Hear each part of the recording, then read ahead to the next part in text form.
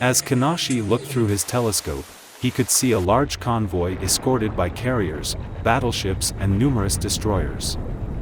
He fired his salvo of 6 torpedoes and dived as deep as he could to try and avoid detection. Although Kinashi didn't know it at the time, this would become the most destructive salvo in submarine history.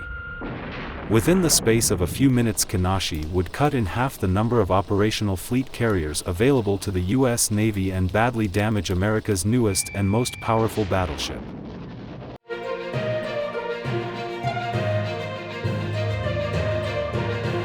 In the first 6 months of the war, the Imperial Japanese Navy had swept all before them.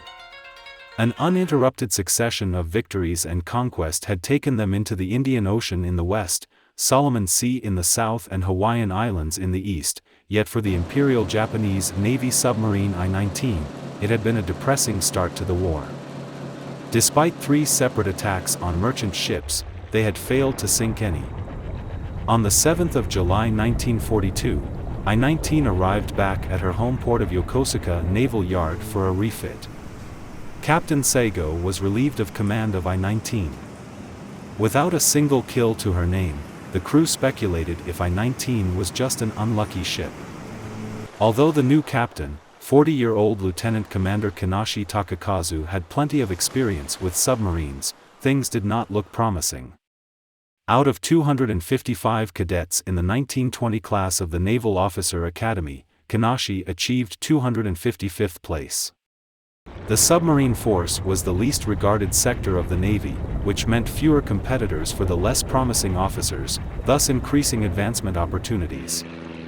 By this point in the war, Germany was at a crucial stage in the battle for the Atlantic and requested that Japan do more to draw British naval power away from the Atlantic Ocean. In response, Naval High Command planned a submarine campaign in the Indian Ocean targeting Commonwealth merchant shipping. I-19, as part of the 1st Submarine Squadron, which included 4 other submarines, were assigned to this operation. For such a long journey, I-19 would have to be packed to the rafters with supplies. For the next few weeks, the crew would have to sleep on beds of rice. I-19 was armed with the 21-inch Type 95 torpedo, which was a slightly slimmed-down version of the legendary 24-inch long Lance torpedo used by the surface fleet. It had a range of 12,000 meters, which was about 3 times the range of the U.S. Navy Mark 14 torpedo. A speed of 94 kilometers per hour made it the fastest torpedo in common use by any navy during World War II. Not only was its warhead the largest of any submarine torpedo, but its reliability was second to none, making it the best torpedo in use by any submarine force until the closing stages of the war. 17 Type 95 torpedoes were loaded onto the I-19 for her voyage to the Indian Ocean. Preparations were going well, when on the 7th of August the Allies launched Operation Watchtower. The 1st Marine Division's landing on Guadalcanal caught the Japanese completely by surprise. The 1st Submarine Squadron, poised for the Indian Ocean, was redirected into the Solomon Sea. On August 15, the unlucky I-19 with its inferior captain set sail out of Tokyo Bay for the South Pacific with 4 other I-boats of the 1st Squadron. To make the best speed, she traveled on the surface for virtually all of the 3,500 miles voyage to her allocated patrol location. The Imperial Japanese Navy B-1 class fleet submarine, I-19 had been in service for less than a year when war broke out. She was a true ocean-going predator. Just over 365 feet long and displacing more than 3,600 tons when submerged, she was fast, long-ranged, and could carry a small seaplane in the watertight hangar just forward of her conning tower to improve target acquisition. Her deck gun at 5.5 inches was huge for a submarine. Like the other vessels of her class, she had been designed for worldwide operations and was among the largest and most advanced submarines in the world when she entered service. When combined with the deadly Type 95 torpedo, she had an unmatched offensive power. The problem was that all this offensive capability was at the expense of survivability. She was slow to crash dive and could submerge to only half the depth a U-boat could achieve, while maneuvering underwater was sluggish. Her huge size meant that she was easier to locate and hit. The bad omens continued. While still a few days out from reaching her patrol point, she spotted aircraft in the distance. She crash-dived to avoid detection, but she had been sighted.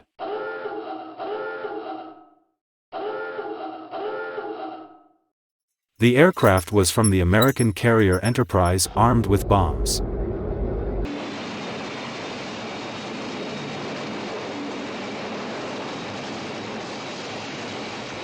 The I-19 submerged just in time to avoid the surface explosions. Had it been a Catalina armed with depth charges, the outcome could have been very different.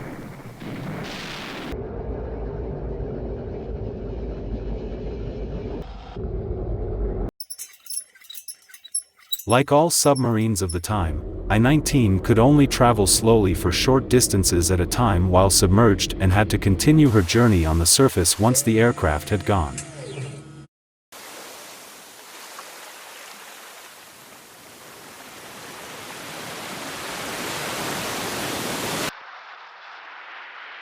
By August 24, she reached her destination. The 94 crew members of I-19 settled into the daily routine of a submarine on patrol. I-19 took her place with 5 other I-boats manning a blockade line roughly 150 miles wide in between Guadalcanal and American supply bases in the New Hebrides. In the 3 weeks since the submarine patrol line had been set up, much had happened. The carrier Saratoga had been badly damaged and would be out of the war for several months. The carrier Hornet and battleship North Carolina had barely missed being torpedoed. There were almost daily sightings of capital ships or convoys. The 2-month Solomon Sea blockade would become the Japanese submarine force's most successful period of the whole war. But it had been an uneventful time for the I-19. As always, events seemed to pass her by. But this all changed on the morning of September 15 when a report came in that a Kawanishi H-8K reconnaissance plane had spotted a convoy in the area. Before long, a lookout spotted several smoke columns on the horizon. Kinashi took his sub down to periscope depth and charted an intercept course toward the ships. As the ships came closer, Kinashi could see a large troop convoy with 2 fleet carriers and several capital ships with numerous destroyers providing an outer anti-submarine perimeter. Kinashi maneuvered his sub in between 2 destroyers and tried to close range with the nearest fleet carrier. Because the carrier was heading away from him, he could not intercept her due to only being able to make 8 knots while submerged. Then out of the blue, the carrier made a 90-degree about turn right across Kinashi's bow. At a range of just under a kilometer, he fired a full salvo of 6 torpedoes. To maximize the chance of multiple hits on the carrier, he kept the spread tight. Having stirred up a hornet's nest, he immediately dived as deep as he could and waited for the avalanche of depth charges he knew was coming. Kinashi did not know it at the time, but his salvo would become the most destructive in submarine history. America started the war with 6 large fleet carriers, but by June 1942 she was down to 3 in the Pacific. The Lexington had been sunk in the Coral Sea, while the Yorktown had gone down at Midway, and the Wasp was still in the Atlantic at Churchill's request. By July, Wasp had made her way into the South Pacific. USS Wasp was a product of the Washington Naval Treaty. Having used all but 15,000 tons of allocated carrier tonnage, the Wasp was built to consume this remaining naval treaty tonnage. The Navy wanted her to have the same offensive capability as the Yorktown class, even though she would have to be 25% lighter. What the designers came up with was essentially a slightly shorter Yorktown with almost all the armor and torpedo protection stripped out. To save additional weight, she was fitted with a light compact power plant, resulting in an output of 70,000 shaft horsepower compared to Yorktown's 120,000 shaft horsepower. Despite this large disparity in power output, due to her lightness, she was only 3 knots slower than the Yorktown. By the start of September 1942, America only had 2 fleet carriers still in service. The Saratoga had just been torpedoed by I-26 and had to be taken back to Pearl Harbor for repairs, while the Enterprise had been badly damaged at the Battle of the Eastern Solomons a week before. Throughout the first 2 weeks of September, the remaining 2 undamaged U.S. carriers, Wasp and Hornet, frequently operated southeast of Guadalcanal, providing cover to U.S. resupply efforts and to ferry aircraft reinforcements to Guadalcanal to replace high aircraft losses at Henderson Field. With 11 I-boats patrolling the area by this time, submarine sightings were frequent. In the early morning of September 15th, while providing air cover for transports carrying the 7th Marine Regiment to reinforce Guadalcanal, the convoy was spotted by a long-range reconnaissance floatplane. Wildcats from the Wasp intercepted and shot down the floatplane, but by then it had reported the carrier's location. Later that afternoon at around 14:20, USS Wasp was heading into the wind to launch 26 aircraft and recover others from the previous patrol. The recovery of 11 aircraft was done and the ship now veered 90 degrees to starboard back to her original course. A few minutes later at 14:44 a.m. Lookout reported torpedoes off the starboard beam. Immediately, Wasp's captain ordered hard to starboard, but it was too late. 3 hit the forward section in quick succession. 1 left the water and struck just above the waterline, the other 2 struck close to gasoline tanks and magazines.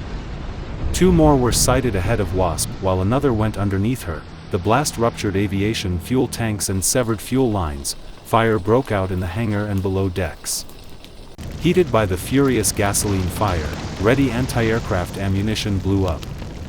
Water lines needed to combat fire at the forward section had been rendered inoperable. Armed and fueled aircraft went up in flames, setting off ammunition, bombs, and gasoline in a deadly mix of horrific explosions. Oil and gasoline poured in the sea, catching fire, making survival for those jumping overboard more difficult. Meanwhile, the other 3 torpedoes continued into the Hornet's escort screen 4 miles away. The destroyer USS O'Brien was hit in the bow, causing severe structural stresses throughout the ship's framework.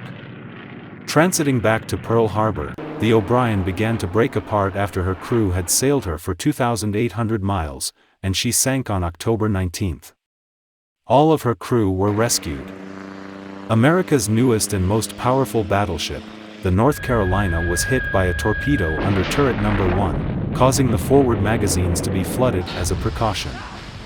She developed a 15-degree list which was corrected by counter-flooding.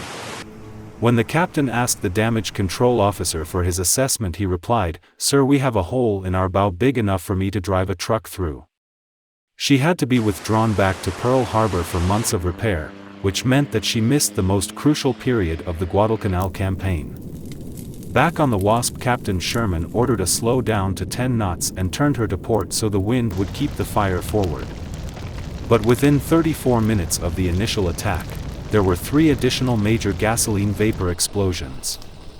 With the firefighting being ineffectual, Captain Sherman decided to abandon ship. 193 men had died and 366 were wounded during the attack. As night fell, there were 4 violent explosions that engulfed the Wasp and the sea around her in flames. She went under bow first at 2100 hours. Having launched her salvo and dived to avoid detection, I-19's only source of information was what the hydrophone operator could hear. The hydrophone operator could monitor the torpedoes' progress by the sound of their propellers. When he heard 3 detonations in quick succession, he knew they'd hit the carrier. While Kinashi informed the crew of their success, there was precious little time for celebration. 2 destroyers raced to their location following the torpedo's bearing, with more to follow.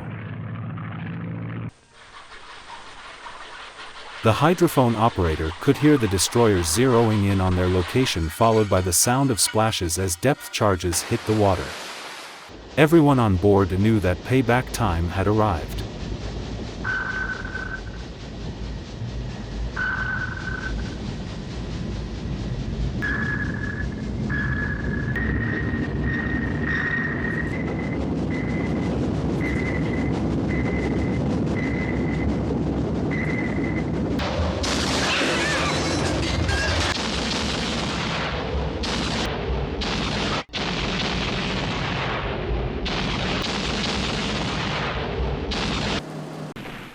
I-19's survival would depend on the destroyer crew's experience, accuracy of detection equipment and a great deal of luck. Numerous destroyers took it in turns to drop a steady stream of depth charges. Over the course of several hours, over 80 depth charges were dropped on I-19. I-15 was not close enough to launch an attack, but could observe the devastation caused by I-19's torpedoes and sent an accurate report back to headquarters in Tokyo. By midnight all was quiet on the hydrophone and Kinashi felt it safe to surface and recharge his batteries. They had somehow made it through unscathed. For the next few months I-19 was tasked with making supply runs to Guadalcanal. Then on January 18, 1943 she was recalled back to Japan for an overhaul. By this stage of the war events had turned decisively against Japan and good news from the front was limited, so the government in Tokyo made the most of the propaganda value of the sinking. By the time Kinashi returned to Japan he had been made into a national hero.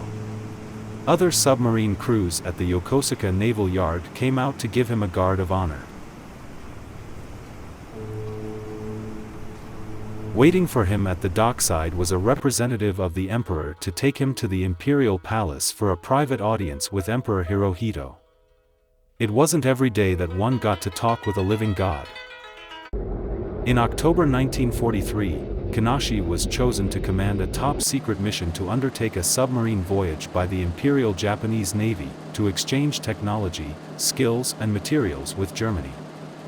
On December 17, 1943, I-29 captained by Kinashi was dispatched to German-occupied France. In spite of Allied ultra-signals intelligence revealing her mission, I-29 managed to reach France on March 11, 1944. On their arrival they were greeted by a guard of honor, a brass band and women bearing bouquets of flowers. While his crew rested and enjoyed their reception in France, Kinashi traveled to Berlin. Hitler had requested a first-hand report of his role in sinking Wasp. Kinashi was awarded the Iron Cross personally by Adolf Hitler, one of just a handful of Japanese service personnel bestowed with this great honor. He had come a long way from his last place in 1920. Although he wouldn't see the end of the war, Rear Admiral Kinashi's place as Japan's top submarine ace had been secured. Subscribe and don't forget to hit that bell icon so you don't miss the next video.